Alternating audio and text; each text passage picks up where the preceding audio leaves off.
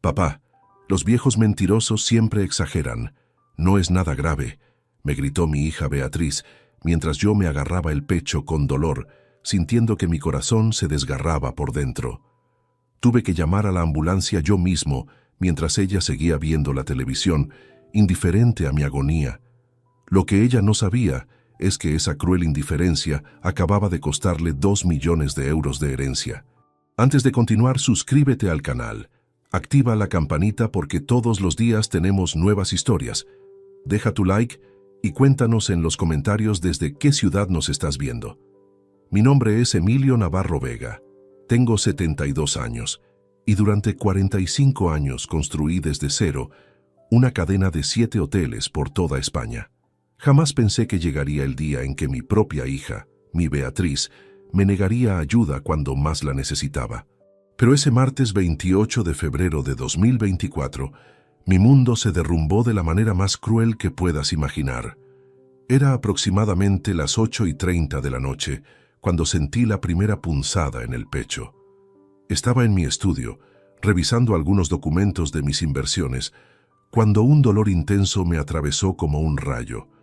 No era la primera vez que sentía molestias. A mi edad, el cuerpo ya no es el mismo, pero esta vez era diferente. Este dolor era como si alguien estuviera apretando mi corazón con un puño de hierro.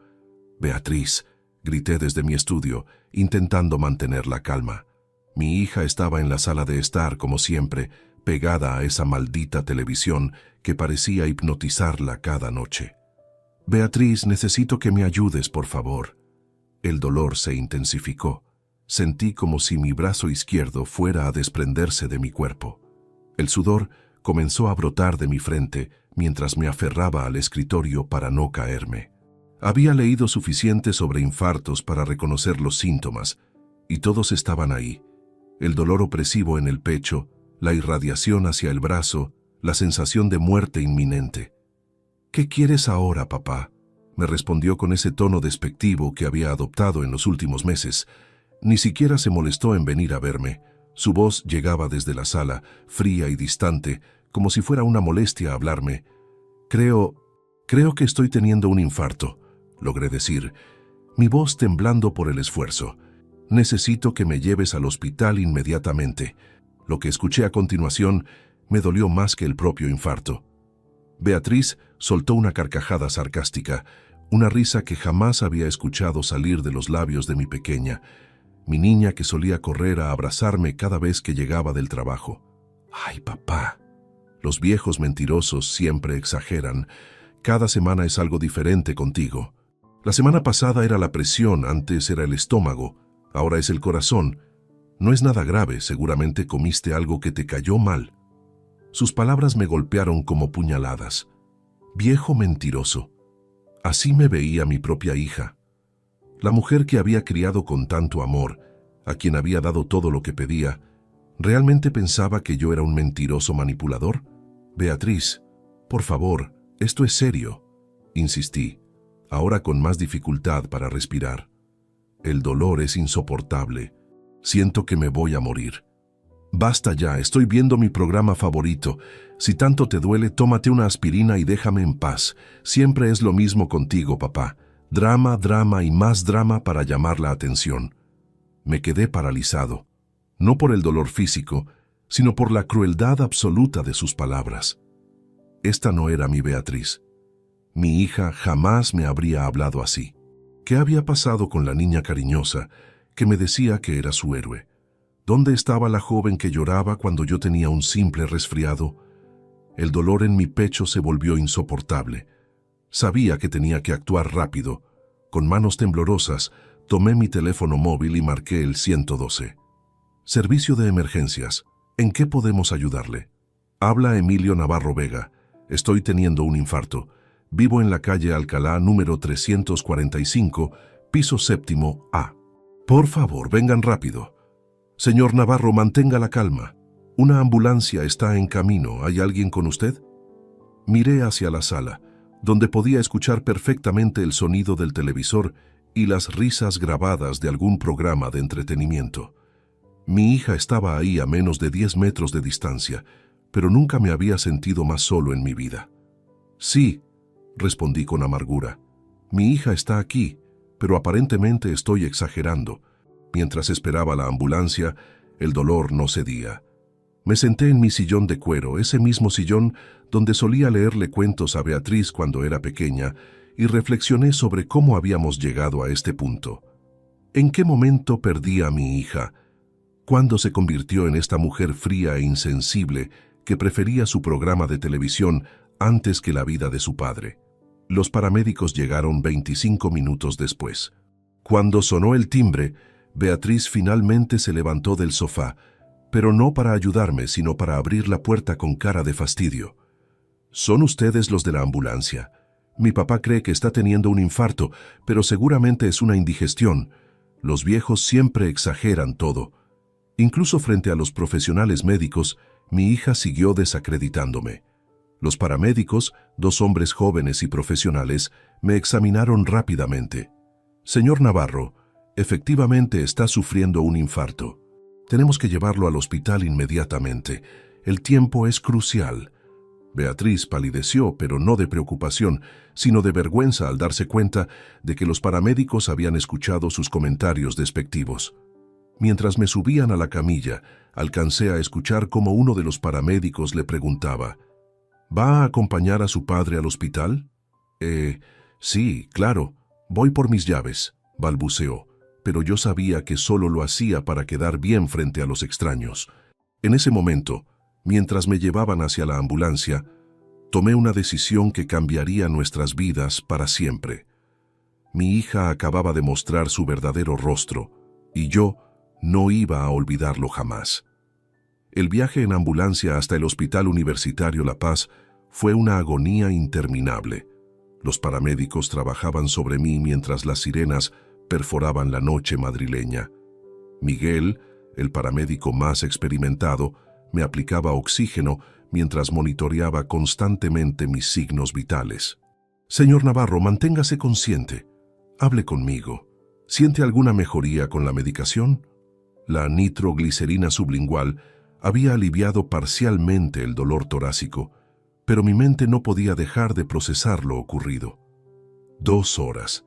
Habían transcurrido exactamente 2 horas desde que sentí los primeros síntomas hasta que finalmente recibí atención médica profesional. 2 horas cruciales que podrían haber determinado la diferencia entre la vida y la muerte. Beatriz viajaba en su automóvil siguiendo la ambulancia. A través de la ventana trasera podía ver los faros de su vehículo manteniéndose a distancia prudencial.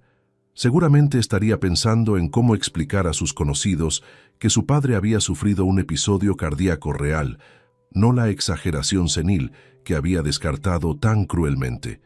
Al llegar a urgencias, el protocolo médico se activó inmediatamente. Dr. Álvaro Ruiz Castillo, cardiólogo de guardia, me recibió junto a su equipo. Era un hombre de unos 45 años, calvo, con gafas metálicas y una expresión seria que reflejaba años de experiencia tratando emergencias cardiovasculares. «Señor Navarro, soy el Dr. Ruiz. Vamos a realizarle un electrocardiograma y análisis de sangre inmediatamente. Por los síntomas que describe y el tiempo transcurrido, sospechamos un infarto agudo de miocardio». Las siguientes horas fueron un torbellino de pruebas médicas, inyecciones y monitores conectados a mi cuerpo. El electrocardiograma confirmó lo que ya sabíamos. Había sufrido un infarto considerable. Los niveles de troponinas en sangre estaban elevadísimos, indicando daño significativo al músculo cardíaco. «Necesitamos realizar una angioplastia de emergencia», explicó el Dr. Ruiz.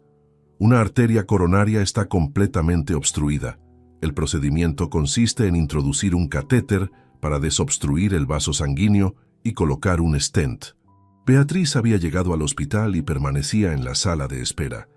Ocasionalmente, la veía a través de la puerta de cristal, caminando nerviosa y hablando por teléfono, probablemente contactando a Rodrigo, su esposo, para informarle sobre la situación.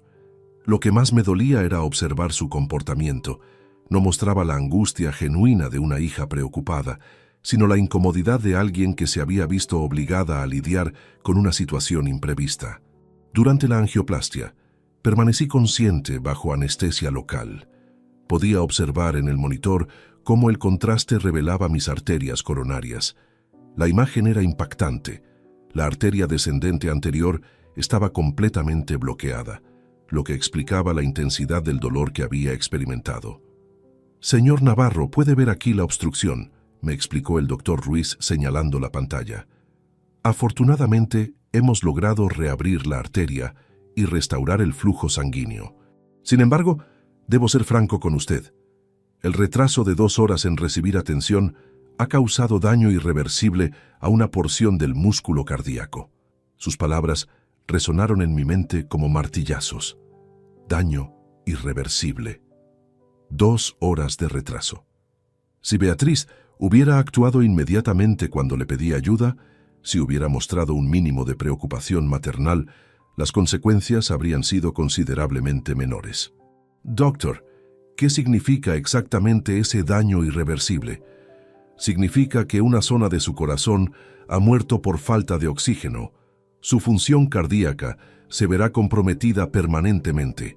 Calculamos que ha perdido aproximadamente un 20% de la capacidad de bombeo de su ventrículo izquierdo. 20%. Un quinto de mi corazón había muerto mientras mi hija veía televisión, considerando que mis súplicas de auxilio eran simples exageraciones de un anciano manipulador. Esa noche, internado en la unidad coronaria, reflexioné profundamente sobre los últimos 8 meses. ¿Cuándo exactamente había comenzado este cambio radical en Beatriz? Recordé vívidamente el momento. Fue en junio de 2023, durante una cena familiar en el restaurante El Coque, cuando me presentó a su nueva amiga Mónica Peña Santos. Mónica era una mujer de 48 años, divorciada, con una personalidad magnética pero venenosa. Se había presentado como consultora empresarial independiente, aunque pronto descubrí que había quebrado su propia empresa de marketing digital debido a malas decisiones financieras y endeudamiento excesivo. Desde aquella presentación, noté cambios sutiles pero constantes en el comportamiento de Beatriz. Sus visitas se volvieron menos frecuentes. Sus conversaciones conmigo se tornaron superficiales y tensas. Comenzó a cuestionar decisiones que yo tomaba respecto a mis propiedades e inversiones, sugiriendo que necesitaba más independencia y que los padres mayores a veces toman decisiones irracionales. Las ideas de Mónica estaban infiltrándose sistemáticamente en la mente de mi hija. Durante los almuerzos dominicales, Beatriz comenzó a repetir frases que claramente no eran suyas. «Los padres no deben ser una carga emocional para sus hijos adultos», o «es importante establecer límites claros con las generaciones anteriores». Mónica había logrado algo que jamás creí posible. Había convertido a mi propia hija en mi enemiga.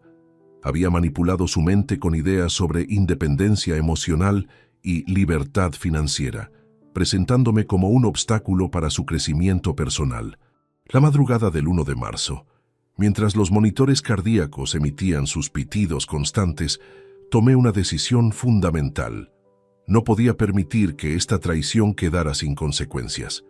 Mi hija había demostrado su verdadera naturaleza en el momento más crítico de mi vida, y yo no iba a olvidarlo. Como empresario exitoso, había aprendido que las decisiones más importantes requieren análisis detallado y estrategia cuidadosa. Durante 45 años, construyendo mi imperio hotelero, enfrenté competidores despiadados, socios desleales y crisis económicas devastadoras. Siempre salí victorioso porque nunca actué impulsivamente.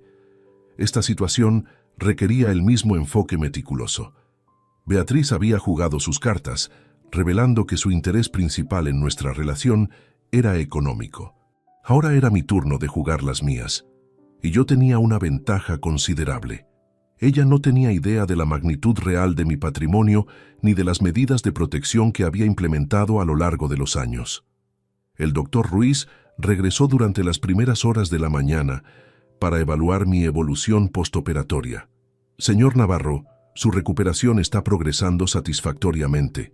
Sin embargo, debo insistir en la importancia del tiempo perdido. 2 horas adicionales de isquemia miocárdica han comprometido significativamente su pronóstico a largo plazo. Doctor, comprendo perfectamente las implicaciones médicas. Pero permítame preguntarle algo desde su experiencia profesional. ¿Es común que los familiares ignoren síntomas tan evidentes de infarto? El doctor Ruiz me observó con curiosidad, probablemente percibiendo que mi pregunta tenía motivaciones más profundas que la simple curiosidad médica. Señor Navarro, en mis 22 años de carrera he observado todo tipo de reacciones familiares. Algunas personas entran en pánico ante síntomas menores, mientras otras minimizan emergencias reales. Sin embargo, debo admitir que la reacción de su hija fue inusualmente indiferente para la gravedad de la situación. Sus palabras confirmaron lo que ya sabía. El comportamiento de Beatriz no había sido una simple confusión o error de juicio. Había sido una demostración cruel de indiferencia calculada hacia mi bienestar. Esa mañana, mientras observaba el amanecer madrileño a través de la ventana de mi habitación hospitalaria, comencé a planificar mi respuesta. Beatriz creía que había ganado, que su crueldad había pasado desapercibida. No tenía idea de que acababa de despertar al estratega que dormía en mí. Los siguientes 3 días de hospitalización me brindaron algo invaluable: tiempo para reflexionar y recordar. Mientras mi corazón se recuperaba físicamente del infarto, mi mente trabajaba incansablemente, reconstruyendo los últimos 8 meses, buscando las pistas que había ignorado sobre la transformación de Beatriz. La primera señal de alarma había ocurrido en julio de 2023, apenas un mes después de conocer a Mónica. Beatriz llegó a mi casa para el almuerzo dominical tradicional, pero algo en su actitud había cambiado radicalmente. En lugar de abrazarme cálidamente como hacía desde niña, me saludó con un beso formal en la mejilla y mantuvo distancia física durante toda la visita. «Papá, he estado pensando que tal vez deberías considerar vivir en una residencia para personas mayores», me dijo mientras cortaba el cordero asado que María, mi empleada doméstica, había preparado con tanto esmero. Sus palabras me tomaron completamente por sorpresa. Tenía 71 años, gozaba de excelente salud, manejaba perfectamente mis finanzas y mantenía mi hogar en condiciones impecables. ¿De dónde surgía esta sugerencia tan absurda? «Beatriz, no entiendo tu preocupación. Me encuentro perfectamente bien y disfruto enormemente de mi independencia. Es que Mónica me comentó sobre su padre, que vivía solo hasta que tuvo un accidente doméstico terrible. Ella dice que los hijos responsables deben anticiparse a estas situaciones antes de que sea demasiado tarde». Ahí estaba, la influencia de Mónica Peña infiltrándose en nuestras conversaciones familiares. Mi hija estaba repitiendo argumentos que claramente no habían surgido de su propia reflexión, sino de las manipulaciones de su nueva mentora. Durante agosto, las sugerencias se volvieron más insistentes y específicas. Beatriz comenzó a cuestionar mis capacidades de manera sistemática. Si olvidaba algún detalle menor durante nuestras conversaciones, ella lo interpretaba como síntoma de deterioro cognitivo. Si tardaba en responder llamadas telefónicas porque estaba ocupado, lo consideraba evidencia de aislamiento social peligroso.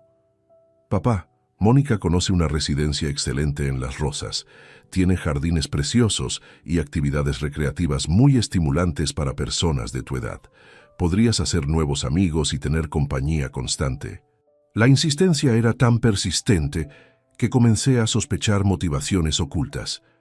Una tarde de septiembre, mientras revisaba documentos en mi estudio, decidí investigar discretamente a esta Mónica Peña que ejercía tal influencia sobre mi hija. A través de mis contactos en el sector empresarial madrileño, descubrí información reveladora. Mónica había sido propietaria de Estrategias Digitales MP, una agencia de marketing que quebró en 2022 debido a inversiones irresponsables en criptomonedas y préstamos bancarios impagables. Había acumulado deudas superiores a los 80.000 euros y estaba involucrada en varios procedimientos judiciales con antiguos clientes y proveedores. Pero lo más perturbador era su historial personal.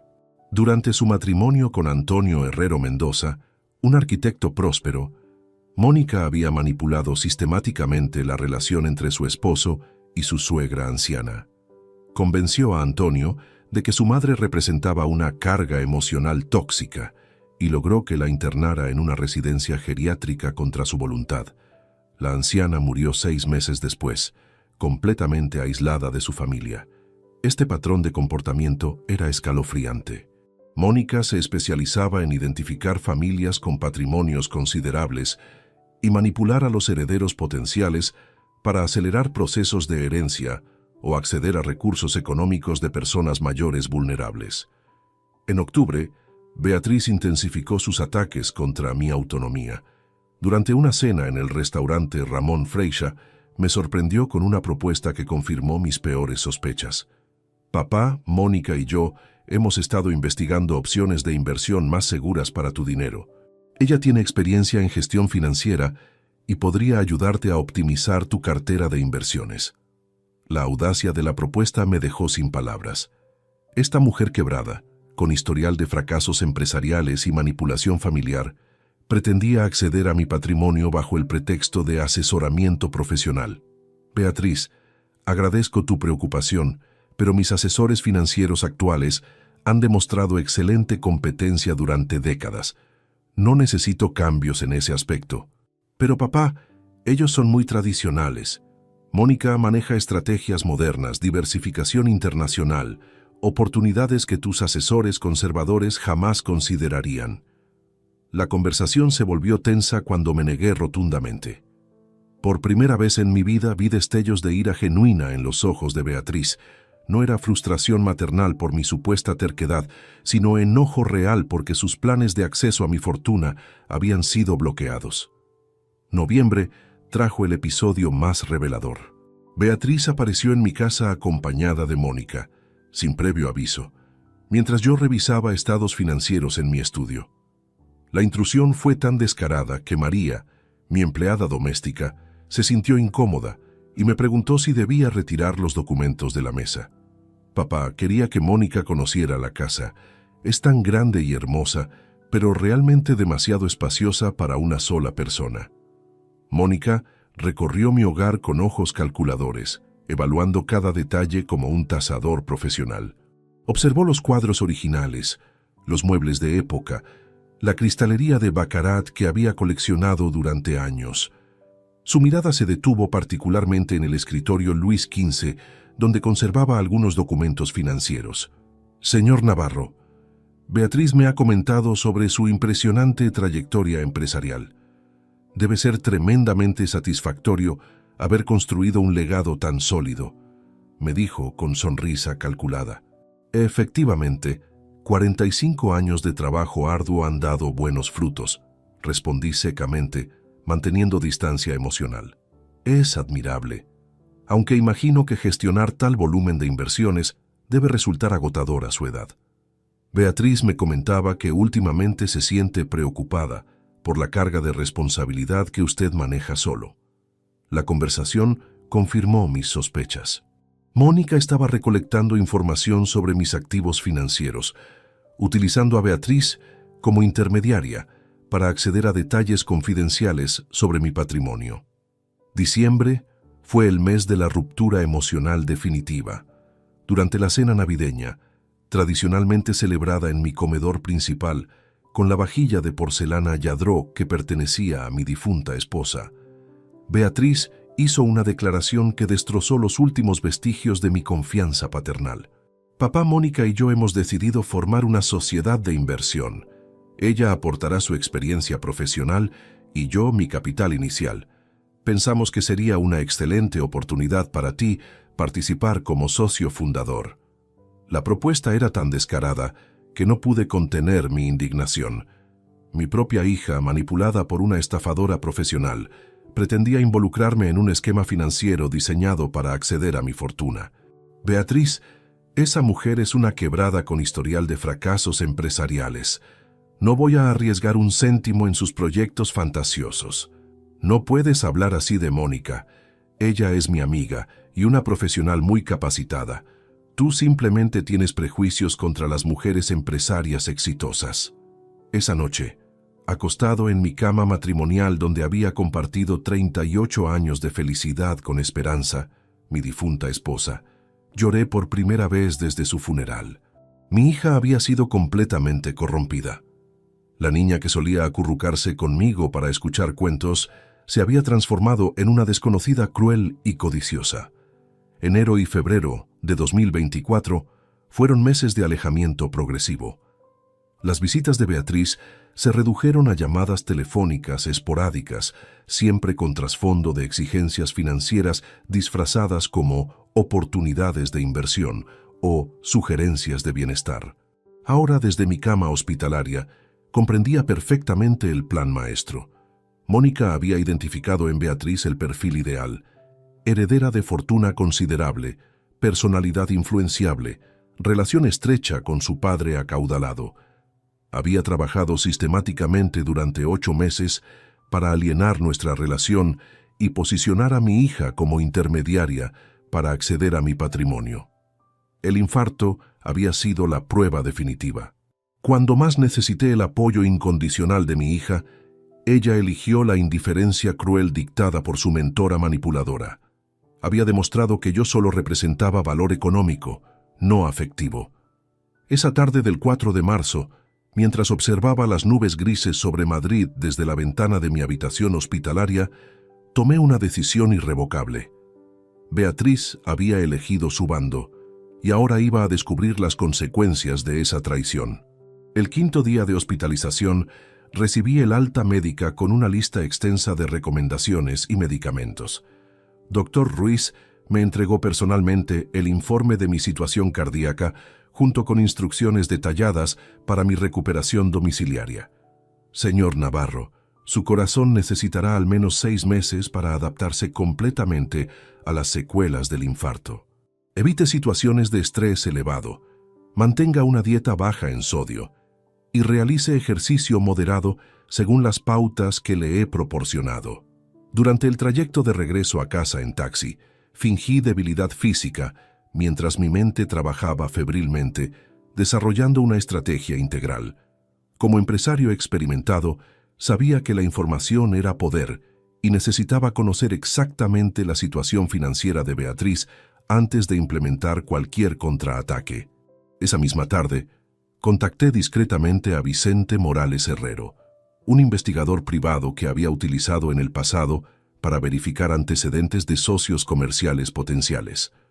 Vicente era un excomisario de policía con 30 años de experiencia y conexiones valiosas en instituciones financieras madrileñas.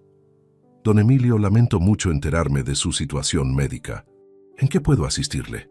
Vicente, necesito una investigación confidencial completa sobre la situación económica actual de mi hija Beatriz Navarro Jiménez y su relación con una mujer llamada Mónica Peña Santos.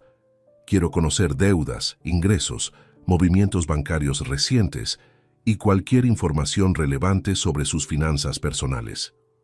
Comprendo perfectamente. Le proporcionaré un informe exhaustivo en el plazo de 1 semana. Mientras esperaba los resultados de la investigación, dediqué tiempo a revisar meticulosamente mi propio patrimonio. Durante 45 años de éxito empresarial, había acumulado activos considerables distribuidos estratégicamente para optimizar beneficios fiscales y minimizar riesgos financieros.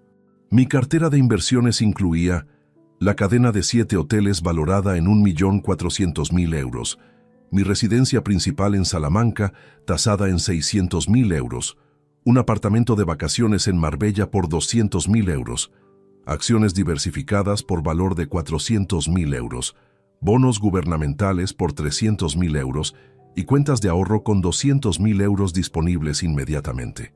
El patrimonio total ascendía aproximadamente a 2.900.000 euros, una fortuna considerable que había planificado legar íntegramente a Beatriz. Sin embargo, las circunstancias habían cambiado radicalmente. Una semana después, Vicente me entregó personalmente el informe de investigación en mi estudio. Los resultados fueron aún más reveladores de lo que había anticipado. Don Emilio, su hija se encuentra en una situación financiera precaria. Tiene deudas acumuladas por 62.000 euros, distribuidas en 5 tarjetas de crédito diferentes. Los intereses mensuales superan los 900 euros y ha realizado múltiples refinanciaciones durante el año pasado. Vicente continuó explicando los detalles más perturbadores. Beatriz había solicitado 3 préstamos personales en diferentes entidades bancarias, utilizando como garantía su futura herencia paterna. Los contratos especificaban claramente que esperaba recibir al menos 2 millones de euros tras mi fallecimiento. Además, don Emilio, he descubierto comunicaciones entre su hija y Mónica Peña, donde discuten explícitamente estrategias para acelerar su acceso a la herencia familiar. Mónica le ha sugerido opciones legales para declararlo mentalmente incompetente y asumir la administración de sus bienes. La información me golpeó como un martillo. Mi propia hija no solo había planificado mi ingreso forzoso en una residencia geriátrica, sino que también había considerado declararme legalmente incapaz para apoderarse de mi patrimonio mientras aún vivía. Vicente, ¿tiene evidencia documental de estas conversaciones? Tengo grabaciones de audio obtenidas legalmente y capturas de pantalla de mensajes intercambiados a través de aplicaciones de mensajería. Todo perfectamente admisible en procedimientos judiciales. Esa noche, encerrado en mi biblioteca personal rodeado de volúmenes de estrategia empresarial que me habían guiado durante décadas de éxito comercial, diseñé un plan meticuloso de respuesta. Si Beatriz quería jugar el juego de la codicia y la manipulación, descubriría que su padre había sido un maestro en esas artes mucho antes de que ella naciera. El primer paso consistía en reorganizar completamente la estructura legal de mis activos. Contacté a Iván Torres Delgado, mi abogado de confianza durante 25 años, para programar una reunión urgente en su despacho de la Gran Vía. Iván, necesito implementar cambios sustanciales en mi testamento y la estructura de propiedad de mis bienes. La situación familiar ha evolucionado de manera inesperada. Durante nuestra reunión del 14 de marzo, expliqué detalladamente la traición de Beatriz y mis intenciones de respuesta legal. Iván, un hombre meticuloso y experimentado en derecho patrimonial, comprendió inmediatamente las implicaciones y necesidades de mi situación. Don Emilio, puedo estructurar una serie de modificaciones que protejan completamente sus intereses y le permitan mantener control absoluto sobre sus decisiones patrimoniales. Sin embargo, debo advertirle que estos cambios serán irreversibles una vez implementados. Iván, mi hija demostró su verdadera naturaleza cuando me negó ayuda durante mi infarto. No hay reconciliación posible después de esa traición. Dedicamos 3 horas completas a diseñar una estrategia legal integral. Iván propuso crear una fundación benéfica privada que administraría la mayoría de mis activos, nombrándome como presidente vitalicio con poderes absolutos de decisión. Esta estructura impediría cualquier reclamación hereditaria por parte de Beatriz y me permitiría controlar completamente el destino de mi patrimonio. Además, don Emilio, recomiendo transferir la propiedad formal de sus hoteles a la fundación, manteniendo usted los derechos de usufructo vitalicio. Esto generará beneficios fiscales considerables y blindará completamente los activos contra futuras reclamaciones familiares. El plan era perfecto. Beatriz había calculado su estrategia basándose en la expectativa de heredar automáticamente mi fortuna. Jamás había considerado que yo pudiera reorganizar legal y completamente mi patrimonio para excluirla definitivamente. Durante los siguientes días, mientras fingía debilidad postinfarto, trabajé discretamente con Iván, implementando todas las modificaciones legales. Transferimos la propiedad de los hoteles a la Fundación Esperanza Navarro, nombrada en honor a mi difunta esposa. Reestructuramos las inversiones financieras y creamos cuentas bancarias completamente nuevas e inaccesibles para cualquier familiar. El proceso requería múltiples visitas a notarías, bancos y oficinas gubernamentales. Para evitar sospechas, programé todas estas gestiones durante horarios en que Beatriz habitualmente trabajaba o se reunía con Mónica, asegurándome de mantener absoluta confidencialidad sobre mis actividades. El 28 de marzo, exactamente un mes después de mi infarto, Iván me confirmó que todas las modificaciones patrimoniales habían sido completadas y registradas oficialmente. Don Emilio, legalmente sus activos ahora pertenecen a la fundación benéfica que usted preside. Su hija no tiene derechos hereditarios sobre ninguno de los bienes transferidos. Sin embargo, mantiene usted control absoluto sobre todas las decisiones de la fundación. Esa tarde, sentado en mi sillón de cuero contemplando el atardecer madrileño, sonreí por primera vez en semanas. Beatriz creía que había ganado la partida al manipularme y alejarme emocionalmente de su vida. No tenía idea de que acababa de perder 2.900.000 euros por su crueldad durante mi infarto. Ahora llegaba la fase más deliciosa de mi plan: permitir que Beatriz creyera que había triunfado completamente, mientras yo preparaba la revelación que destruiría sus sueños de riqueza heredada para siempre. La primera fase de mi estrategia comenzó el 2 de abril con una llamada telefónica aparentemente inocente a Beatriz. Había esperado 2 semanas adicionales para que ella se sintiera completamente segura de su posición dominante en nuestra relación deteriorada. «Beatriz, hija mía, necesito pedirte un favor muy importante», le dije con voz deliberadamente temblorosa y frágil. «¿Qué necesitas, papá?», respondió con ese tono de fastidio apenas disimulado que había adoptado desde su transformación bajo la influencia de Mónica. «Desde el infarto me siento muy confundido con todos estos papeles bancarios y documentos financieros. Los números se me confunden y temo estar cometiendo errores graves en mis cuentas». Pude percibir el cambio inmediato en su tono de voz. La posibilidad de acceder legalmente a mis finanzas había despertado su interés codicioso de manera instantánea. «Papá, no te preocupes, puedo ayudarte con esas gestiones. Es completamente normal que después de un evento médico tan traumático te sientas inseguro con temas complicados. Podrías venir mañana por la tarde. Tengo todos los documentos organizados en mi estudio, pero necesito que alguien de confianza me ayude a revisarlos». «Por supuesto, papá. Llegaré después del almuerzo». Colgué el teléfono sonriendo. El anzuelo había sido lanzado y Beatriz había mordido exactamente como había anticipado. Su codicia era tan predecible que manipularla resultaba casi insultantemente fácil. Esa noche dediqué varias horas a preparar meticulosamente el escenario para su visita. En mi escritorio dispuse cuidadosamente documentos bancarios falsos que había creado con la ayuda de Iván, mi abogado. Estos papeles mostraban cuentas con saldos mínimos y movimientos financieros confusos que sugerían problemas de gestión por mi parte. Paralelamente, oculté todos los documentos reales relacionados con la Fundación Esperanza Navarro y las nuevas cuentas offshore donde había transferido mi patrimonio auténtico.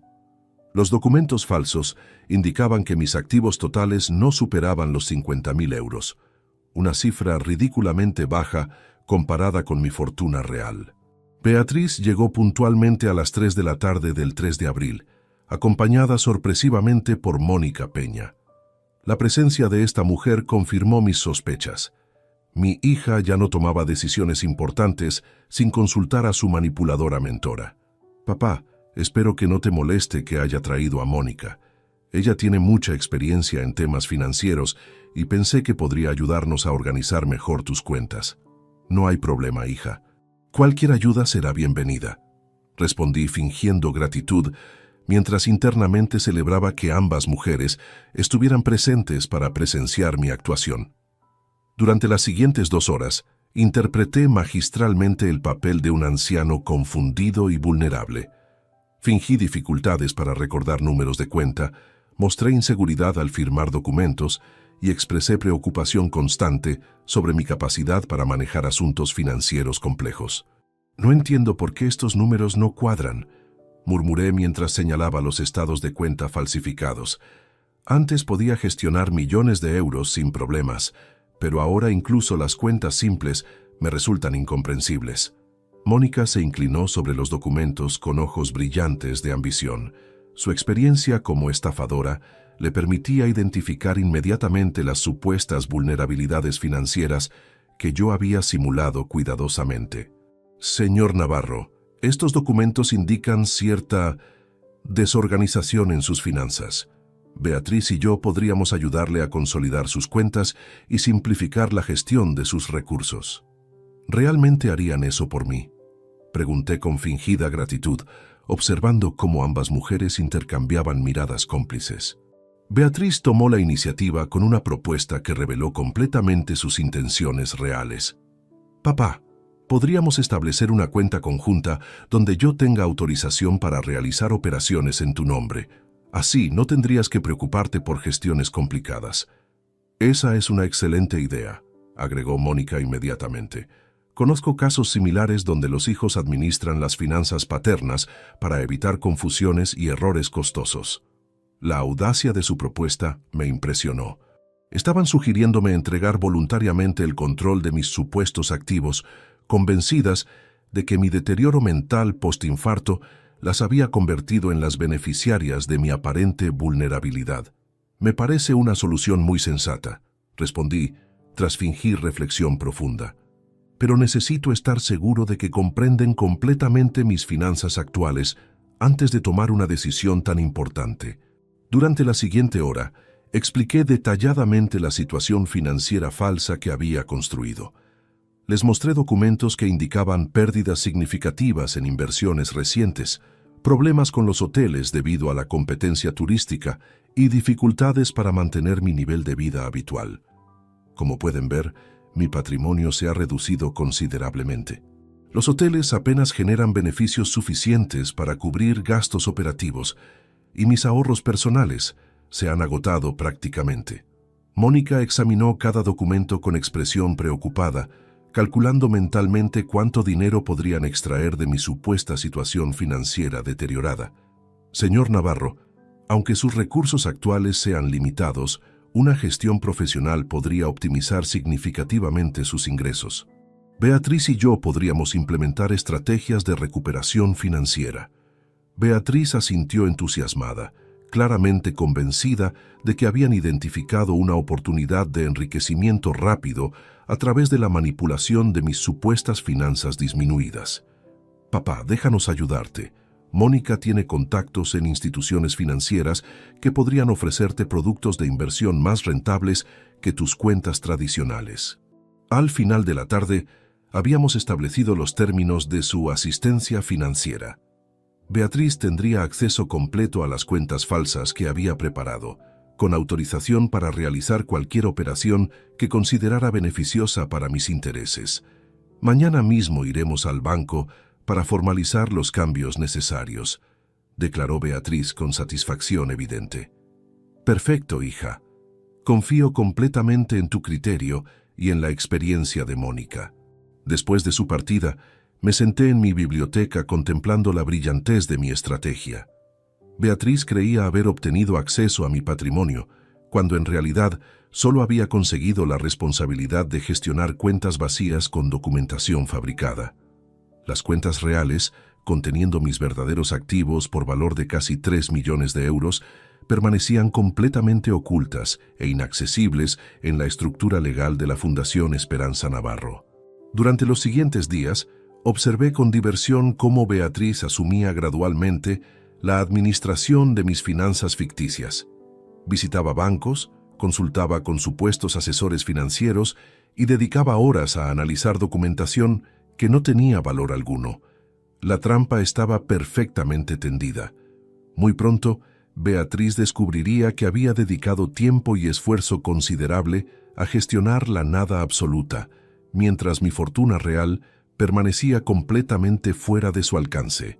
El momento de la revelación se acercaba, y yo saboreaba anticipadamente la expresión de shock absoluto que iluminaría su rostro cuando comprendiera la magnitud de su error de cálculo. Una semana después de entregar el control de mis supuestas finanzas a Beatriz, recibí la llamada telefónica que había estado esperando ansiosamente. Su voz sonaba alterada, con un matiz de pánico que apenas intentaba disimular. Papá, necesito verte urgentemente.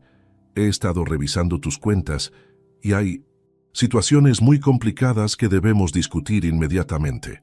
¿Situaciones complicadas? ¿Qué tipo de problemas has encontrado, hija? Prefiero explicarte personalmente. Estaré ahí en 1 hora. Colgué el teléfono sonriendo con satisfacción.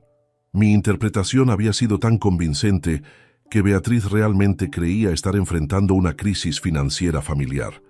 La realidad de las cuentas vacías había comenzado a revelarse, y su desesperación era exactamente lo que había planeado provocar. Durante esa hora de espera, me preparé para la segunda fase de mi actuación. Organicé mi estudio de manera que pareciera el workspace de un hombre mayor, genuinamente confundido por asuntos económicos complejos.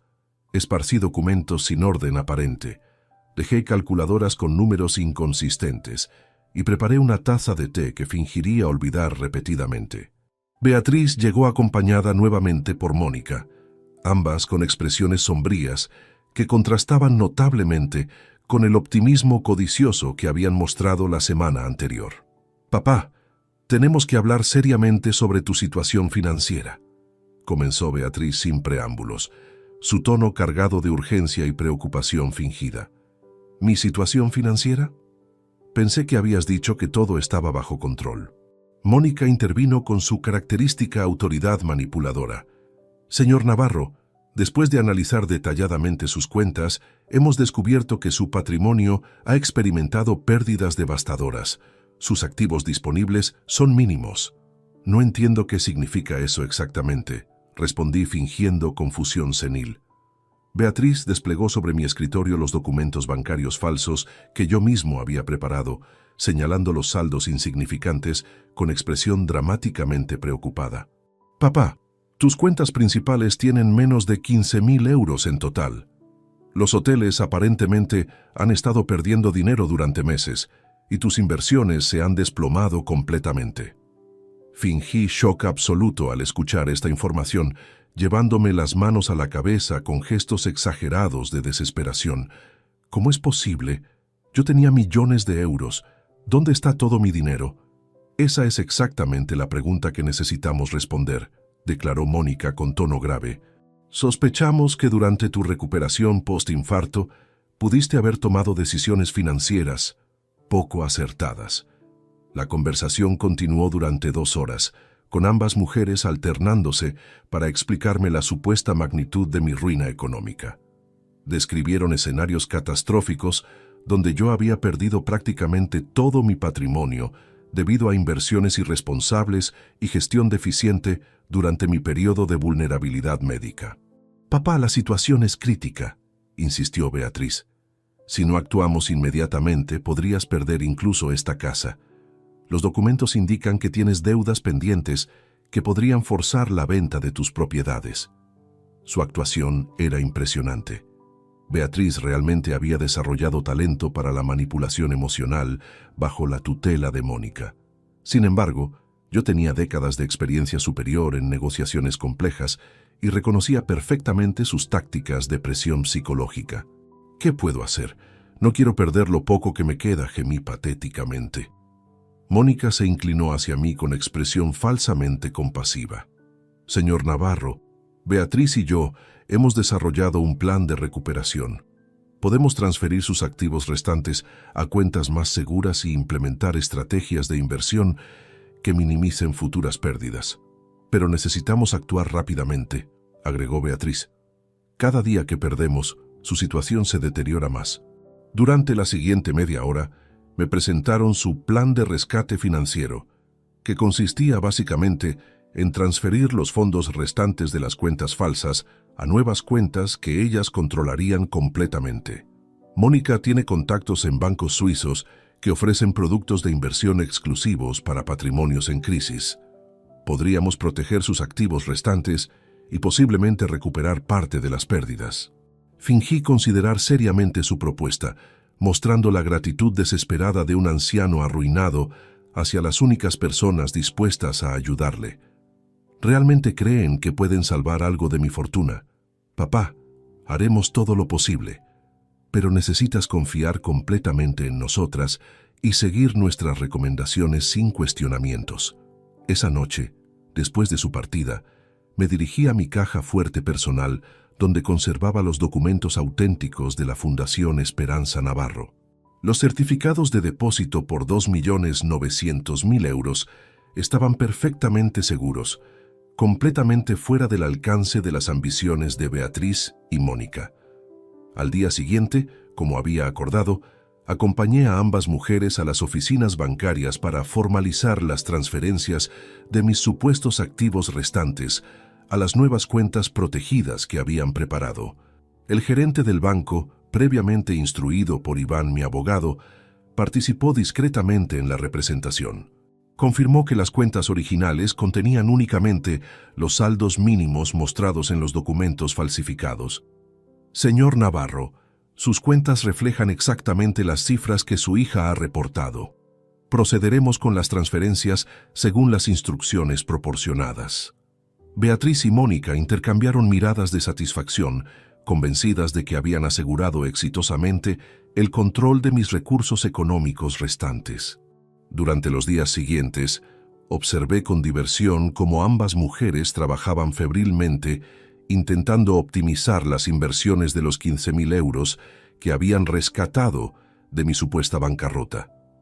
Mónica contactó a sus dudosos asociados financieros, Beatriz investigó oportunidades de inversión arriesgadas, y ambas dedicaron tiempo considerable a planificar cómo maximizar el rendimiento de mi patrimonio ficticio.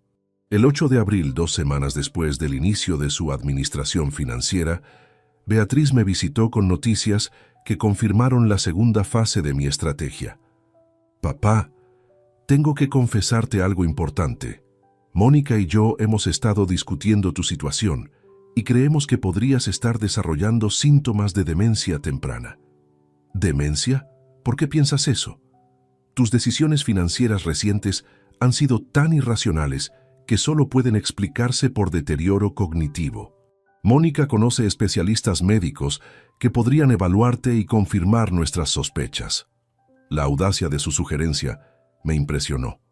Después de manipular exitosamente mi supuesta crisis financiera, ahora pretendían declararme mentalmente incompetente para justificar su control total sobre mis decisiones personales. ¿Crees realmente que estoy perdiendo la razón, hija? Papá, es la única explicación lógica para que hayas perdido prácticamente toda tu fortuna en tan poco tiempo. Un hombre de tu inteligencia jamás habría tomado decisiones tan destructivas estando mentalmente saludable. Esa noche, reflexionando sobre la evolución de su plan maestro, comprendí que Beatriz y Mónica habían superado incluso mis expectativas más pesimistas sobre su maldad calculada. No solo pretendían robar mi patrimonio, sino también destruir mi dignidad personal, declarándome legalmente incapaz. El momento de mi revelación final se acercaba rápidamente. Muy pronto, ambas mujeres descubrirían que habían estado persiguiendo fantasmas financieros mientras mi verdadera fortuna permanecía completamente protegida e inaccesible para sus ambiciones criminales. El 15 de abril decidí que había llegado el momento perfecto para recolectar la evidencia definitiva que necesitaba antes de ejecutar mi revelación final. Durante las últimas semanas, Beatriz y Mónica habían demostrado repetidamente sus verdaderas intenciones, pero requería pruebas irrefutables de sus conversaciones privadas sobre mi supuesta incapacidad mental y sus planes para mi patrimonio. Contacté nuevamente a Vicente Morales, mi investigador privado de confianza, para implementar la fase más delicada de mi estrategia. Vicente, necesito que instale discretamente equipos de grabación en mi estudio y sala de estar. Beatriz visitará la casa este fin de semana con Mónica, y requiero documentar completamente sus conversaciones cuando crean que no puedo escucharlas. Don Emilio, comprendo perfectamente la necesidad de protegerse legalmente. Los dispositivos serán completamente indetectables y proporcionarán grabaciones de calidad judicial. El sábado 17 de abril, después de que Vicente instalara profesionalmente los equipos de vigilancia, llamé a Beatriz para invitarla a almorzar en casa junto con Mónica. Hija, me siento muy solo últimamente. ¿Podrían acompañarme el domingo? María preparará paella valenciana como cuando eras pequeña. Por supuesto, papá. Mónica también está libre mañana. Llegaremos a las 2 de la tarde. Esa noche preparé cuidadosamente mi actuación más convincente hasta la fecha. Necesitaba que ambas mujeres se sintieran completamente seguras de mi deterioro mental para que hablaran abiertamente sobre sus verdaderos planes. El domingo llegaron puntualmente, encontrándome aparentemente confundido y desorientado en mi estudio. Había dispuesto varios medicamentos sobre el escritorio y preparado notas incoherentes que sugirieran problemas severos de memoria. «Papá, ¿cómo te sientes hoy?», preguntó Beatriz con falsa preocupación maternal. «Estoy confundido, hija. No recuerdo si ya tomé mis medicinas esta mañana. Y anoche soñé que tu madre estaba aquí, hablándome sobre los hoteles. Fue tan real que busqué por toda la casa esperando encontrarla». Mónica observó atentamente mis gestos y expresiones, evaluando profesionalmente el grado de mi supuesta demencia. «Señor Navarro, esos episodios de confusión temporal son característicos del deterioro cognitivo progresivo. ¿Ha tenido otros síntomas similares?». «Sí, constantemente. Ayer llamé 3 veces a Iván, mi abogado, preguntando por documentos que ya habíamos discutido. Él parecía preocupado por mi insistencia repetitiva. Durante el almuerzo, intensifiqué deliberadamente mis manifestaciones de confusión mental. Repetí historias múltiples veces, confundí fechas importantes y mostré dificultades para seguir conversaciones básicas. «El paella está delicioso», comenté. Esperanza siempre la preparaba exactamente así para las celebraciones familiares. «Papá, mamá murió hace 8 años. María preparó el almuerzo hoy», me corrigió Beatriz con paciencia exagerada. «¿María? ¿Quién es María? ¿Por qué hay una extraña cocinando en mi casa?». Fingí agitación creciente hasta que Mónica sugirió que me retirara a descansar mientras ellas terminaban de almorzar y limpiaban la cocina. «Señor Navarro, debe estar agotado. ¿Por qué no descansa en su habitación mientras nosotras nos ocupamos de todo aquí?». «Gracias, sois muy amables. Creo que una siesta me ayudaría a aclarar mis ideas». Me retiré a mi dormitorio, pero permanecí cerca de la puerta entreabierta para escuchar parcialmente su conversación, sabiendo que los dispositivos de Vicente estaban capturando cada palabra con claridad perfecta. Durante la siguiente hora, Beatriz y Mónica discutieron extensamente mis supuestas condiciones mentales y sus implicaciones para sus planes de enriquecimiento personal. «Mónica, cada día está peor. Esta mañana me llamó a las 6 preguntando si era martes o jueves. Creo que realmente está desarrollando demencia senil severa. Beatriz, esto puede ser una oportunidad excelente para nosotras. Si logramos que un médico certifique oficialmente su incapacidad mental, podrás obtener tutela legal completa sobre sus decisiones financieras. ¿Pero no sospechará el médico que estamos exagerando sus síntomas? Tengo contactos en clínicas geriátricas privadas. Conozco psiquiatras que pueden diagnosticar demencia basándose en testimonios familiares, especialmente cuando hay evidencia de decisiones financieras irracionales como las pérdidas que supuestamente ha sufrido». La conversación continuó revelando detalles específicos de su estrategia para declararme legalmente incompetente. Mónica había investigado procedimientos judiciales y conocía abogados especializados en casos de tutela forzosa para ancianos con patrimonio considerable. «Una vez que tengas control legal total, podremos acceder a cualquier cuenta bancaria o propiedad que haya ocultado. Los ancianos dementes frecuentemente esconden dinero en lugares que olvidan completamente. ¿Crees que realmente tiene más dinero del que hemos encontrado? Las cuentas que administro apenas suman 15.000 euros. Beatriz, un hombre que construyó 7 hoteles, no puede haber perdido literalmente millones de euros en pocos meses. Debe tener activos ocultos en algún lugar.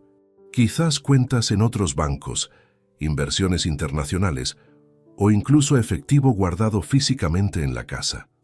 Sus especulaciones sobre mi patrimonio oculto eran irónicamente precisas, aunque jamás imaginarían la sofisticación legal de la estructura que había implementado para proteger mis activos. «Mónica, ¿cuánto tiempo tardaría el proceso de tutela legal? Si presentamos documentación médica convincente y evidencia de deterioro financiero, podríamos obtener tutela provisional en 6 semanas. Después, tendrías acceso completo a todo lo que posea». «Perfecto. Mientras tanto, seguiremos fingiendo que nos preocupamos por su bienestar. Es importante mantener la fachada de hijas devotas hasta que tengamos control legal absoluto». Después de 2 horas de conversación reveladora, Regresé a la sala fingiendo haber despertado de mi siesta. ¿Dónde estoy? ¿Por qué hay desconocidas en mi casa? Pregunté con genuina alarma teatral. Papá, soy Beatriz, tu hija. Esta es Mónica, mi amiga. Hemos estado almorzando contigo. Beatriz, mi Beatriz es una niña pequeña. Tú eres demasiado mayor para ser mi hija.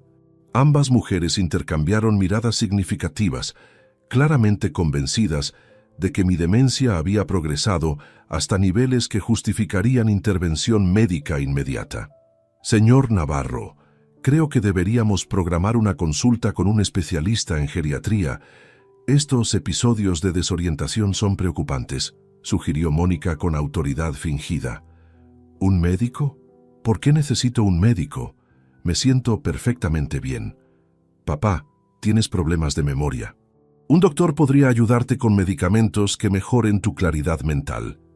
Esa tarde, después de su partida, escuché las grabaciones completas que Vicente había capturado. La evidencia era devastadora y legalmente irrefutable. Ambas mujeres habían confesado explícitamente sus intenciones de manipular el sistema judicial para declararme mentalmente incompetente y robar mi patrimonio. Las grabaciones documentaban conspiracy, fraude intentado, abuso de ancianos y múltiples otros delitos graves. Tenía material suficiente para destruir completamente sus vidas si decidía presentar cargos criminales. Pero mi venganza sería mucho más elegante y devastadora que simples procedimientos judiciales. El lunes siguiente, contactaría a Iván para preparar la revelación que destruiría sus sueños de enriquecimiento ilícito de la manera más humillante y definitiva posible. Beatriz había demostrado que su crueldad durante mi infarto no fue un momento de debilidad, sino la manifestación genuina de su naturaleza corrupta. Ahora descubriría las consecuencias de subestimar la inteligencia y recursos de su padre. El lunes 18 de abril amaneció con cielos despejados sobre Madrid, como si el universo hubiera decidido proporcionar el escenario perfecto para mi revelación final. Después de 6 semanas de interpretación magistral, había llegado el momento de mostrar mis verdaderas cartas y observar cómo se desplomaba el castillo de mentiras que Beatriz y Mónica habían construido sobre mi supuesta vulnerabilidad. A las 10 de la mañana llamé a Beatriz con voz deliberadamente clara y firme, completamente diferente al tono confundido y senil que había adoptado durante las últimas semanas. Beatriz, necesito verte en mi casa esta tarde a las 5 en punto. Ven sola sin Mónica. Tenemos asuntos importantes que resolver definitivamente. Papá, ¿te encuentras bien? Tu voz suena diferente hoy. Nunca me he sentido mejor en mi vida, hija. Te espero puntualmente. Durante las siguientes horas, preparé meticulosamente mi estudio para el encuentro final. En el centro del escritorio dispuse las grabaciones de audio de Vicente, los documentos auténticos de la Fundación Esperanza Navarro, los estados de cuenta reales de mis cuentas offshore y el informe completo de la investigación sobre las actividades fraudulentas de Mónica. Paralelamente, contacté a Iván, mi abogado, para que se presentara en mi domicilio a las 5:30 minutos después del inicio de mi confrontación con Beatriz. Iván, hoy termina esta farsa. Necesito que traigas todos los documentos legales relacionados con la reestructuración patrimonial. Beatriz conocerá la verdad completa sobre sus consecuencias. Don Emilio, he preparado una carpeta con toda la documentación oficial de la Fundación, los certificados de transferencia de activos y las modificaciones testamentarias. ¿Está completamente seguro de proceder con la revelación total? Absolutamente. Mi hija ha demostrado su verdadera naturaleza durante mi momento más vulnerable. Ahora enfrentará las repercusiones de su traición calculada. Beatriz llegó exactamente a las 5, visiblemente nerviosa por el cambio radical en mi tono telefónico matutino. Al entrar al estudio, su expresión cambió inmediatamente al observar mi postura erguida, mi mirada penetrante y la ausencia completa de los síntomas de confusión que había exhibido durante semanas. Papá, te ves muy diferente. ¿Has cambiado tus medicamentos? Pareces completamente lúcido. Siéntate, Beatriz. Es hora de que tengas una conversación honesta con tu padre. Tomé el reproductor de audio que Vicente había preparado y reproduje la grabación más incriminatoria de su conversación con Mónica del domingo anterior. La voz de Mónica llenó la habitación con claridad perfecta. Una vez que tengas control legal total, podremos acceder a cualquier cuenta bancaria o propiedad que haya ocultado. Los ancianos dementes frecuentemente esconden dinero en lugares que olvidan completamente. Seguida inmediatamente por la respuesta de Beatriz. Mientras tanto, seguiremos fingiendo que nos preocupamos por su bienestar. Es importante mantener la fachada de hijas devotas hasta que tengamos control legal absoluto.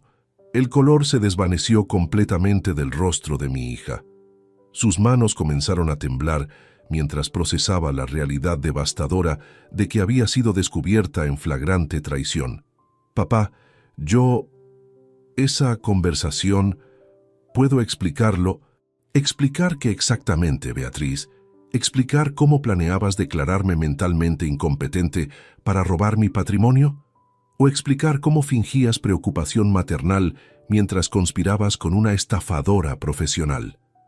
Reproduje entonces la segunda grabación más damning, donde Mónica detallaba explícitamente su estrategia para obtener tutela legal forzosa a través de testimonios médicos fraudulentos. Beatriz, durante 6 semanas he interpretado el papel de un anciano vulnerable, mientras tú y tu mentora desarrollaban planes criminales para destruir mi autonomía y robar mi fortuna. Cada síntoma de demencia, cada episodio de confusión, cada manifestación de deterioro mental fue una actuación cuidadosamente calculada. Mi hija intentó recuperar compostura, pero su voz quebrada revelaba el shock absoluto de haber sido completamente manipulada. Papá, Mónica me convenció de que realmente estabas perdiendo capacidades mentales. Pensé que te estaba protegiendo de decisiones financieras irracionales. ¿Protegiendo? ¿Llamas protección a planificar declararme legalmente incompetente? ¿A conspirar para controlar mi patrimonio contra mi voluntad? Tomé entonces la carpeta conteniendo los documentos de la Fundación Esperanza Navarro y la coloqué frente a ella sobre el escritorio. Beatriz, mientras tú perdías tiempo administrando cuentas ficticias con 15.000 euros, yo reestructuré completamente mi patrimonio real. Estos documentos confirman que todos mis activos por valor de 2.900.000 euros han sido transferidos legalmente a una fundación benéfica que yo presido con poderes absolutos. Sus ojos se expandieron con horror al comprender gradualmente la magnitud de su error de cálculo. ¿Qué significa eso exactamente? Significa, querida hija, que no heredarás ni un euro de mi fortuna. Significa que todas tus deudas de 62.000 euros tendrás que pagarlas con tus propios recursos. Significa que tus planes de enriquecimiento, a través de mi supuesta incapacidad, han resultado en tu empobrecimiento absoluto. Beatriz se levantó abruptamente de la silla, caminando nerviosamente por el estudio, mientras procesaba las implicaciones devastadoras de mi revelación. Papá, esto debe ser una broma cruel. No puedes haber hecho algo tan drástico basándote en malentendidos. ¿Malentendidos? Tengo grabaciones de 2 horas donde confesáis explícitamente vuestras intenciones criminales. Tengo evidencia documental de tus planes para declararme demente. No hay malentendidos posibles. En ese momento, Iván tocó el timbre puntualmente según lo programado. Al verlo entrar con su maletín de documentos legales, Beatriz comprendió que la situación era irrevocablemente definitiva. Señora Beatriz, la saludó Iván formalmente, he traído toda la documentación que confirma las modificaciones patrimoniales implementadas por su padre. Si gusta revisarla, podrá verificar que todos los procedimientos han sido ejecutados con absoluta legalidad. Durante la siguiente hora, Iván explicó detalladamente cada aspecto de la reestructuración legal. Los hoteles, las propiedades, las inversiones, las cuentas bancarias, todo había sido transferido irrevocablemente a la fundación benéfica, dejando a Beatriz completamente excluida de cualquier herencia futura. Adicionalmente, continuó Iván, su padre ha revocado completamente su testamento anterior y ha nombrado a la fundación como beneficiaria única de cualquier activo personal restante. Beatriz se desplomó nuevamente en la silla, con lágrimas de desesperación comenzando a brotar de sus ojos. «Papá, por favor, cometí errores terribles, pero soy tu hija. No puedes destruir nuestra relación familiar por culpa de Mónica. Ella me manipuló, me convenció de cosas horribles. Beatriz, cuando sufrí mi infarto y te supliqué ayuda, me llamaste viejo mentiroso exagerado. Elegiste tu programa de televisión sobre la vida de tu padre. Esa crueldad no fue influencia de Mónica. Fue tu verdadera naturaleza, revelándose en el momento más crítico». Sus sollozos se intensificaron al recordar aquella noche que había desencadenado irreversiblemente esta cadena de consecuencias devastadoras. «He sido una hija terrible, papá, pero te prometo que puedo cambiar. Dame una oportunidad de demostrarte que aún tienes valor para mí más allá del dinero». «Beatriz, durante 8 meses observé cómo te transformabas en una desconocida cruel y codiciosa. Tu comportamiento durante mi infarto confirmó definitivamente que solo representaba valor económico para ti. Esa realidad no puede revertirse con lágrimas tardías». Al final de la tarde, después de que Iván se retirara y Beatriz comprendiera completamente la irreversibilidad de mi decisión, nos quedamos solos enfrentando el abismo que se había abierto definitivamente entre nosotros. «¿Qué será de mí ahora, papá?» «Eso depende enteramente de ti, hija. Tendrás que enfrentar las consecuencias de tus decisiones y construir tu vida sin depender de la fortuna que esperabas heredar automáticamente». Los 3 meses siguientes a mi revelación transcurrieron como la observación clínica de un experimento social fascinante. Desde mi perspectiva privilegiada, pude contemplar cómo se desmoronaba sistemáticamente el mundo que Beatriz había construido sobre cimientos de codicia y expectativas heredadas. La primera consecuencia se manifestó apenas una semana después de nuestro enfrentamiento definitivo. Rodrigo, su esposo, había fundamentado gran parte de sus decisiones financieras familiares en la certeza de que eventualmente accederían a mi patrimonio considerable. Cuando Beatriz le confesó la realidad devastadora de la situación, su reacción superó incluso mis expectativas más pesimistas. «¿Cómo pudiste ser tan estúpida?», le gritó durante una discusión que pude escuchar claramente desde mi jardín mientras paseaba por las tardes. «Teníamos acceso a casi 3 millones de euros y lo perdiste todo por seguir a esa loca de Mónica». Las peleas matrimoniales se volvieron cotidianas y cada vez más virulentas. Rodrigo culpaba exclusivamente a Beatriz por la pérdida de lo que consideraba su herencia familiar, mientras ella intentaba explicar cómo había sido manipulada por alguien en quien confiaba ciegamente. «Rodrigo, yo pensé que estaba protegiendo a papá de decisiones irracionales. Mónica me convenció de que él estaba perdiendo capacidades mentales. Mónica, siempre es culpa de otros. Tú tomaste las decisiones finales. Tú arruinaste nuestro futuro económico por seguir a una estafadora». Durante mayo, las tensiones financieras se intensificaron dramáticamente. Las deudas acumuladas de Beatriz, que ella había esperado saldar con mi herencia, comenzaron a generar presiones bancarias insostenibles. Los intereses mensuales superaban sus ingresos disponibles, creando una espiral descendente imparable.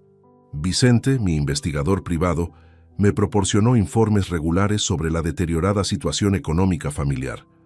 Los datos eran reveladores. Habían comenzado a vender posesiones personales para cubrir pagos mínimos de tarjetas de crédito, y Rodrigo había solicitado préstamos adicionales utilizando su automóvil como garantía. Don Emilio, la situación financiera de su hija empeora semanalmente. Ha vendido joyas, muebles de valor y están considerando hipotecar nuevamente su vivienda. Paralelamente, Mónica Peña había desaparecido completamente de sus vidas tras descubrir que su estrategia de enriquecimiento había fracasado estrepitosamente. Como típica depredadora financiera, abandonó inmediatamente a Beatriz cuando comprendió que no podría extraer beneficio económico de nuestra relación familiar. Pero la consecuencia más devastadora para Beatriz fue el impacto sobre sus hijos adolescentes, mis nietos, Adrián y Nerea. Ambos jóvenes de 18 y 16 años respectivamente comenzaron a cuestionar las versiones contradictorias que recibían sobre la ruptura familiar. Adrián, el mayor, me visitó una tarde de junio sin previo aviso ni conocimiento de sus padres. «Abuelo, necesito entender qué pasó realmente entre tú y mamá. Ella nos dice que desarrollaste demencia y tomaste decisiones irracionales, pero te veo completamente lúcido y saludable». La conversación con mi nieto fue una de las más dolorosas pero necesarias de mi vida. Sin revelar detalles específicos sobre las traiciones de su madre, le expliqué que habíamos tenido diferencias irreconciliables sobre valores familiares fundamentales. «Adrián, tu madre eligió seguir consejos de personas que no tenían sus mejores intereses en mente. Cuando más necesité su apoyo, me falló de maneras que no puedo perdonar. ¿Tiene que ver con cuando tuviste el infarto? Mamá nunca nos explicó exactamente qué pasó esa noche. Mi nieto era inteligente y perspicaz. Había notado inconsistencias en las versiones familiares y buscaba respuestas directas. Adrián, tu madre tomó decisiones que revelaron su verdadero carácter. Como consecuencia, decidí reestructurar completamente mis prioridades y mi patrimonio. Durante las siguientes semanas, tanto Adrián como Nerea comenzaron a visitar mi casa regularmente, buscando mantener relación conmigo independientemente del conflicto con sus padres. Sus visitas me proporcionaron inmensa satisfacción emocional, confirmando que el amor genuino trasciende las manipulaciones financieras. «Abuelo, papá dice que eres egoísta por no ayudar a mamá con sus problemas de dinero», me comentó Nerea durante una de sus visitas. «Nerea, tu madre creó sus propios problemas financieros con decisiones irresponsables. Los adultos deben enfrentar las consecuencias de sus acciones sin esperar que otros les resuelvan dificultades autoinfligidas». Mis nietos gradualmente comprendieron que la versión familiar oficial sobre mi supuesta demencia y irracionalidad no correspondía con la realidad que observaban directamente. Su madre había perdido credibilidad ante sus propios hijos por mantener narrativas contradictorias e inverosímiles. En julio, la situación matrimonial de Beatriz llegó a un punto de ruptura definitivo. Rodrigo, enfrentando presiones económicas que superaban su capacidad de tolerancia, presentó una demanda de separación matrimonial. «No puedo seguir viviendo con alguien cuya estupidez arruinó nuestro futuro económico», declaró durante una conversación telefónica que Vicente interceptó legalmente. El proceso de separación reveló públicamente las dificultades financieras familiares, exponiendo a Beatriz ante su círculo social como responsable directa del colapso económico matrimonial. Durante agosto, observé cómo mi hija intentaba desesperadamente reconstruir su vida destruida. Había perdido a su mentor manipuladora, su matrimonio se desintegraba, sus hijos cuestionaban su credibilidad y enfrentaba bancarrota personal inminente. Sus intentos de reconciliación conmigo se volvieron más frecuentes y patéticos. Llamadas telefónicas suplicantes, cartas escritas a mano pidiendo perdón, incluso visitas no anunciadas donde lloraba en mi puerta pidiendo una segunda oportunidad. «Papá, he aprendido mi lección. Mónica me engañó completamente, pero ahora comprendo mis errores. Dame la oportunidad de ser la hija que mereces». Sin embargo, cada súplica confirmaba que su arrepentimiento estaba motivado exclusivamente por desesperación financiera, no por genuino reconocimiento del daño emocional que me había causado. «Beatriz, si realmente hubieras aprendido algo, nunca habrías sugerido que fingíamos preocupación maternal mientras planificabas declararme mentalmente incompetente».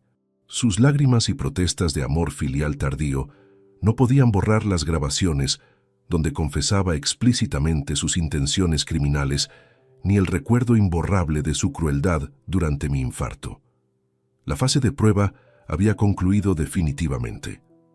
Beatriz había fallado cada test de carácter que le había presentado, demostrando repetidamente que su interés primario era económico, no afectivo. Mientras contemplaba el atardecer desde mi terraza en septiembre, reflexionaba sobre la justicia poética de la situación.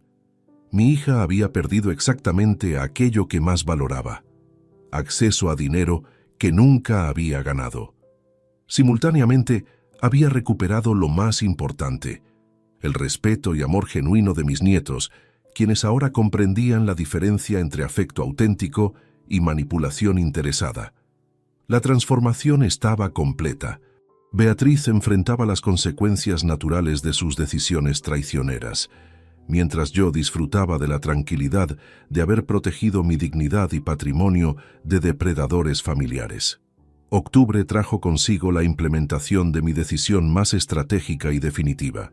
Después de meses observando el colapso progresivo de la vida que Beatriz había construido sobre expectativas heredadas, llegó el momento de ejecutar la jugada final que consolidaría permanentemente las lecciones de esta experiencia devastadora.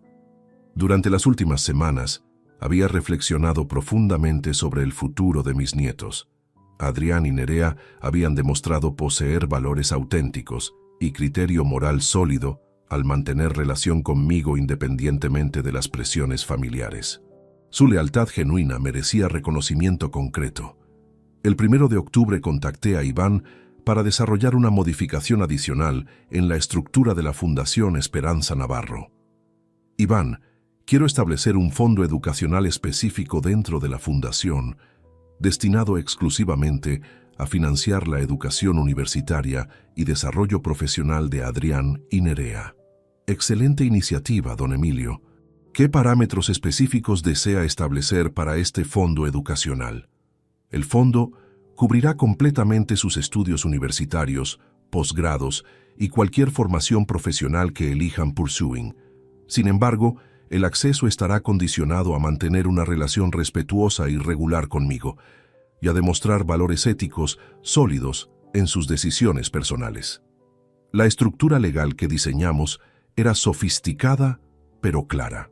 Los fondos estarían disponibles inmediatamente para gastos educativos, pero cualquier beneficio adicional requeriría evaluación anual de su carácter moral y compromiso familiar auténtico. Además, Iván, quiero incluir una cláusula específica. Si alguno de ellos intenta manipularme o repetir los patrones de comportamiento de su madre, perderá automáticamente e irrevocablemente acceso a todos los beneficios del fondo. Comprendo perfectamente. Esta cláusula protegerá tanto sus intereses como los de sus nietos al establecer expectativas claras sobre comportamiento ético. El 5 de octubre invité a Adrián y Nerea a almorzar en mi casa para comunicarles personalmente esta decisión. Quería que comprendieran tanto las oportunidades que se les ofrecían como las responsabilidades que implicaban. Abuelo, mamá nos dijo que no debíamos visitarte más porque estás manipulando nuestras emociones, para vengarte de ella, me comentó Nerea apenas llegaron. ¿Y qué piensan ustedes sobre esa sugerencia? Pensamos que mamá está equivocada, respondió Adrián firmemente. Tú nunca nos has pedido nada a cambio de pasar tiempo contigo. Simplemente disfrutamos de tu compañía y conversaciones.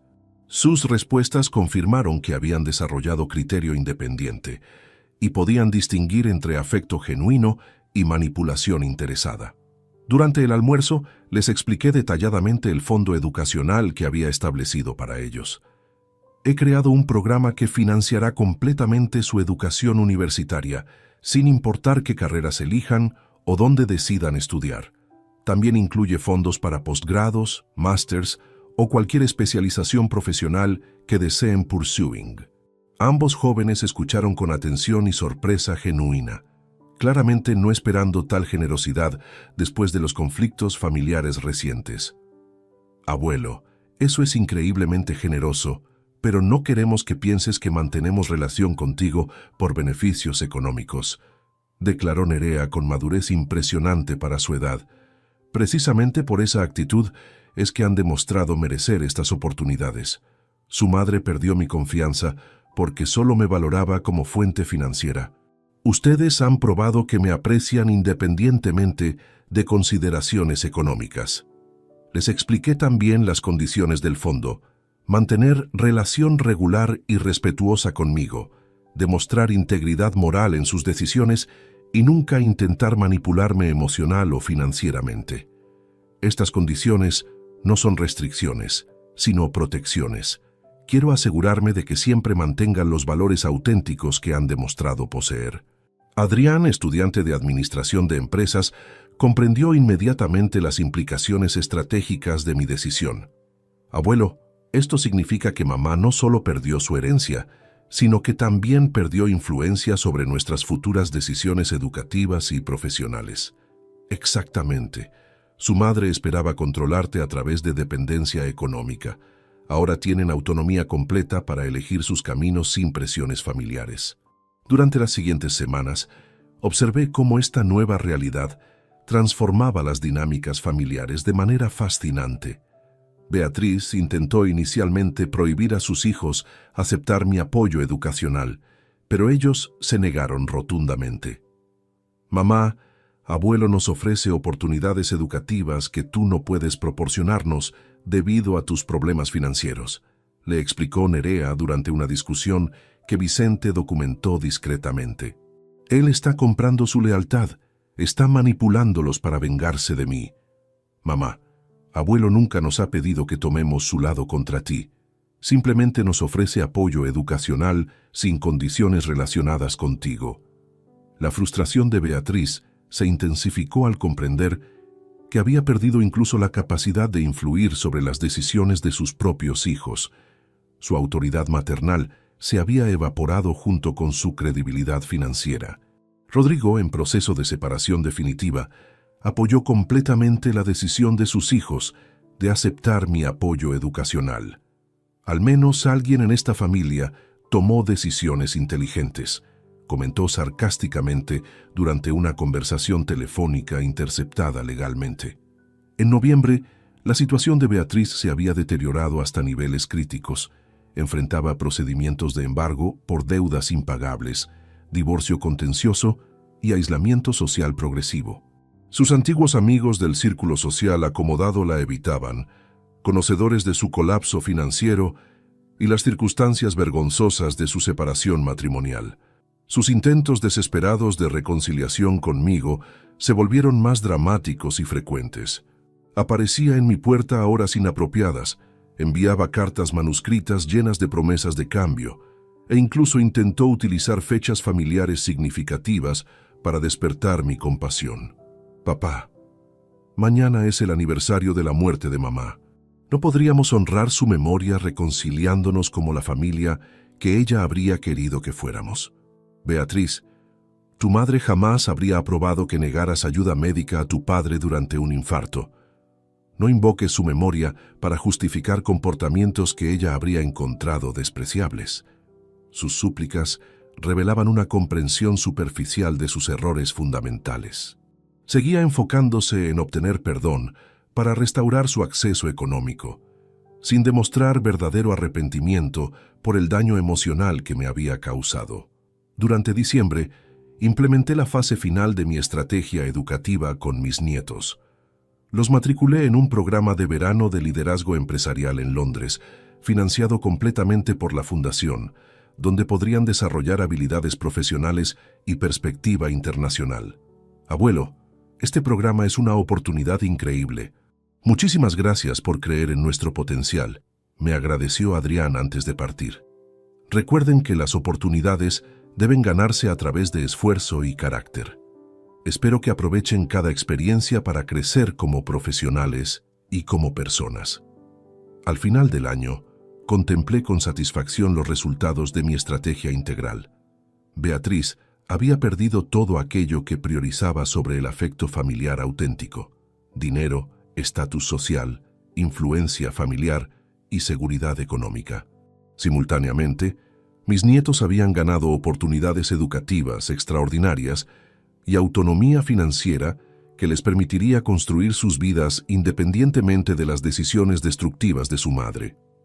La justicia había sido servida de la manera más elegante posible, a través de consecuencias naturales que surgían directamente de las decisiones morales de cada persona involucrada. 6 meses han transcurrido desde aquella revelación devastadora del 18 de abril, y mientras escribo estas líneas en mi estudio, contemplando el jardín que mi difunta Esperanza cultivaba con tanto amor, puedo afirmar que la justicia ha seguido su curso natural de la manera más perfecta que podría haber imaginado. Mi nueva vida transcurre en una tranquilidad que no había experimentado en años. He vendido la casa familiar, demasiado grande y llena de recuerdos dolorosos de la traición de Beatriz, y me he mudado a un apartamento elegante en el barrio de Chamberí. Es un espacio más apropiado para un hombre de mi edad, con todas las comodidades modernas, pero manteniendo la distinción que corresponde a alguien de mi posición. La Fundación Esperanza Navarro opera exitosamente bajo mi presidencia, generando beneficios constantes que se destinan a causas benéficas cuidadosamente seleccionadas. He encontrado inmensa satisfacción personal en dirigir programas educativos para jóvenes de recursos limitados, ofreciéndoles las oportunidades que mis propios nietos ahora disfrutan gracias a mi planificación estratégica. Adrián regresó de Londres transformado por su experiencia internacional. El programa de liderazgo empresarial le proporcionó conexiones profesionales valiosas y una perspectiva global que será fundamental para su carrera futura. Actualmente cursa su último año de administración en la Universidad Complutense, con calificaciones excelentes y múltiples ofertas de prácticas en empresas prestigiosas. Abuelo, el programa de Londres me enseñó que el éxito verdadero se construye sobre principios éticos sólidos, no sobre expectativas heredadas, me comentó durante nuestra cena mensual en el restaurante Lardi. Nerea, por su parte, ha desarrollado un interés apasionado por el derecho internacional, inspirada parcialmente por observar los procedimientos legales que rodearon nuestra situación familiar.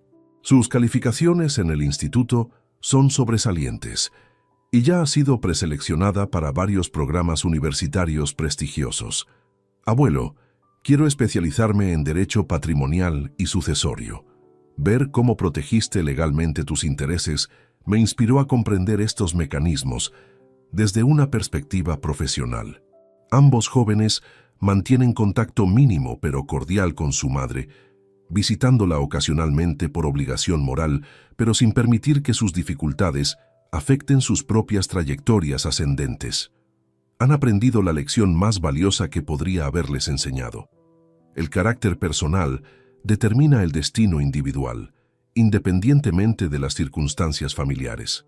Beatriz, por el contrario, continúa enfrentando las consecuencias naturales de sus decisiones traicioneras. Su divorcio se finalizó en septiembre con términos desfavorables, ya que Rodrigo logró demostrar que las deudas acumuladas resultaron de decisiones unilaterales e irresponsables de ella. Perdió la custodia compartida de los niños, quienes eligieron vivir con su padre debido a la inestabilidad económica y emocional que ella representaba. Su situación financiera se deterioró hasta requerir declaración de bancarrota personal. Los embargos ejecutados por entidades bancarias la obligaron a vender prácticamente todas sus posesiones de valor. Actualmente reside en un apartamento modesto en las afueras de Madrid, trabajando en una oficina de seguros con salario básico. Mónica Peña Santos, la arquitecta intelectual de esta tragedia familiar, enfrentó consecuencias legales por sus actividades fraudulentas. Las evidencias que Vicente recopiló durante su investigación fueron proporcionadas discretamente a las autoridades competentes. Actualmente, cumple una sentencia de 18 meses en prisión por estafa agravada y manipulación de personas mayores vulnerables. La última vez que vi a Beatriz fue durante mi cumpleaños número 73, el 15 de enero de este año. Apareció en mi nuevo apartamento sin invitación, con aspecto demacrado y ropa que evidenciaba sus circunstancias económicas reducidas. Papá, sé que no merezco tu perdón, pero es tu cumpleaños y quería felicitarte personalmente. Su presencia no despertó en mí ni ira ni compasión, sino una indiferencia serena que me sorprendió por su completitud. Beatriz, agradezco el gesto, pero creo que ambos comprendemos que nuestra relación terminó definitivamente aquella noche cuando me negaste ayuda durante mi infarto. Papá, he reflexionado todos estos meses sobre mis errores. Perdí todo: mi matrimonio, mi estabilidad económica, la confianza de mis hijos. ¿No es suficiente castigo? No se trata de castigo, hija. Se trata de consecuencias naturales. Tú elegiste priorizar un programa de televisión sobre la vida de tu padre. Elegiste conspirar con una estafadora para declararme mentalmente incompetente. Elegiste traicionar la confianza de décadas por codicia a corto plazo. Sus lágrimas no me conmovieron. Durante 8 meses había observado cómo se transformaba en una persona capaz de crueldad calculada hacia su propio padre. Las lágrimas tardías no podían borrar esa transformación fundamental de su carácter. ¿Nunca podrás perdonarme? El perdón es irrelevante, Beatriz. La confianza, una vez quebrada por traición deliberada, no puede restaurarse. Hemos aprendido quiénes somos realmente durante esta crisis, y esa información determina cómo procederemos en el futuro. Se retiró esa tarde, comprendiendo finalmente que no habría reconciliación posible. No porque yo fuera vengativo o rencoroso, sino porque las circunstancias habían revelado incompatibilidades fundamentales de valores que no admitían resolución. Durante estos meses de reflexión, he comprendido que esta experiencia dolorosa fue también profundamente liberadora. Durante años mantuve una relación familiar basada en afecto unilateral y expectativas no correspondidas. La crisis del infarto reveló la realidad. Mi hija me valoraba exclusivamente como fuente económica, no como persona merecedora de amor incondicional. Ahora vivo rodeado únicamente de relaciones auténticas. Mis nietos me visitan porque disfrutan genuinamente de mi compañía, no por obligación o interés económico. Los beneficiarios de mi fundación me respetan por mis contribuciones filantrópicas, no por expectativas heredadas. Mis amigos cercanos aprecian mi amistad por nuestros valores compartidos, no por mi patrimonio. Esta purificación de mi círculo social ha resultado en una tranquilidad y satisfacción personal que no había experimentado en décadas. He aprendido que la soledad elegida es infinitamente preferible a la compañía interesada. A los 73 años, con mi salud cardíaca estabilizada y mi futuro económico perfectamente asegurado, puedo afirmar que las decisiones que tomé durante esta crisis fueron las correctas. Protegí mi dignidad, salvaguardé mi patrimonio de depredadores familiares y aseguré que mis valores se transmitan a las generaciones futuras a través de mis nietos. Beatriz tuvo múltiples oportunidades de elegir el amor filial auténtico sobre la codicia manipuladora. En cada encrucijada crítica, eligió el camino de la traición calculada. Las consecuencias que enfrenta no son producto de mi venganza, sino el resultado natural de sus propias decisiones morales. La lección más importante que emerge de esta experiencia es simple pero fundamental. El carácter verdadero se revela durante las crisis, y esa revelación debe determinar cómo estructuramos nuestras relaciones futuras. El amor familiar genuino trasciende las consideraciones económicas, pero cuando el dinero se convierte en la motivación primaria, la relación se transforma en algo completamente diferente que no merece el nombre de amor. Hoy, mientras contemplo la puesta de sol desde mi terraza, siento una paz profunda al saber que viviré mis años restantes rodeado únicamente de afecto auténtico y respeto genuino.